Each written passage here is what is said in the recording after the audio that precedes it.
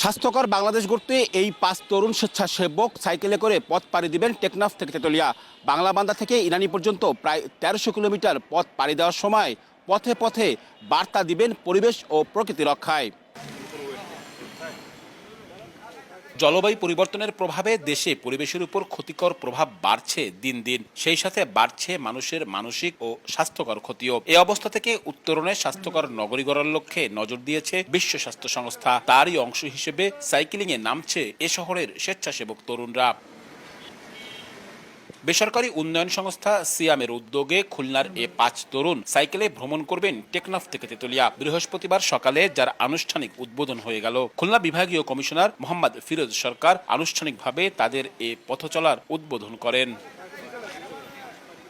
শনিবার সকালে পঞ্চগড়ের টেকনাফ থেকে শুরু হবে তাদের সাইক্লিং। 17টি জেলা পার হয়ে 7 অক্টোবর পৌঁছাবেন কক্সবাজারের ইনানীতে। বাংলাদেশে হেলথ প্রমোশন ফাউন্ডেশন গঠন, তামাক নিয়ন্ত্রণ আইন বাস্তবায়ন, কার্বন মুক্ত যানবাহনের ব্যবহার, স্বাস্থ্যকর খাবার গ্রহণ, মাঠ পার্ক জলাশয় রক্ষা সহ নানা দাবি নিয়ে প্রচারণা চালাবেন স্বেচ্ছাসেবকরা।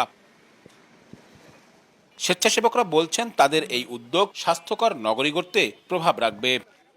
আমরা যদি আমাদের প্রতিনিয়ত জীবনে কিছু কিছু জিনিস পরিহার করি এবং কিছু কিছু জিনিস গ্রহণ করি, তাহলে আমরা একটা সুন্দর জীবন যাপন করতে পারবো। সাইকেল যদি মনে করেন আমি প্রতিদিন চালালাম, তাইলে আমার দৈনন্দিন যে ওয়ার্কআউট এটা হয়ে যাচ্ছে।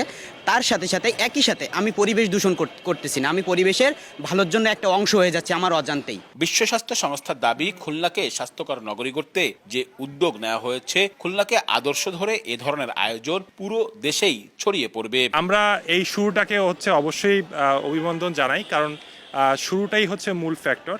আমরা এটা বিশ্বাস করি যে ইয়াং জেনারেশনের মধ্যে যে এখন নতুন করে শুরু হয়েছে, যে আমরা খুলনা থেকে এখন এই যাত্রাটাকে অন্যান্য জেলা শহরে ছড়িয়ে দিই। অন্যান্য জেলা শহরে যারা তরুণরা আছে তারাও এটা ইন্সপায়ার্ড হবে এবং তাদের জেলা শহরগুলোতেও এই ধরনের শারীরিক পরিশ্রমকে প্রমোট করা হবে। আর আয়োজকরা বলছেন জনসচেতনতায় ইতিবাচক প্রভাব ফেলবে এই সাইক্লিং যাত্রা।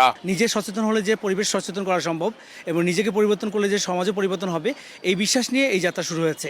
এবং মাঠ পার্ক জলাশয় রক্ষা, তামাকমুক্ত বাংলাদেশ গড়া, সাইকেলের জন্য পৃথক লেন, পরিবেশ বান্ধব যানবাহন, এই ধরনের বিভিন্ন পরিবেশের মেসেজ নিয়ে এরা যাচ্ছে এবং প্রত্যেকটি জেলায় বিভিন্ন গুরুত্বপূর্ণ স্থানে এরা প্রচারণা করবে। এ যাত্রা শেষে প্রতিবেদন আকারে চূড়ান্ত রিপোর্ট প্রধান উপদেষ্টার হাতে তুলে দেবেন আয়োজকরা। আব্দুল্লাহ আল মামুন রুবেল, সময় সংবাদ, খুলনা।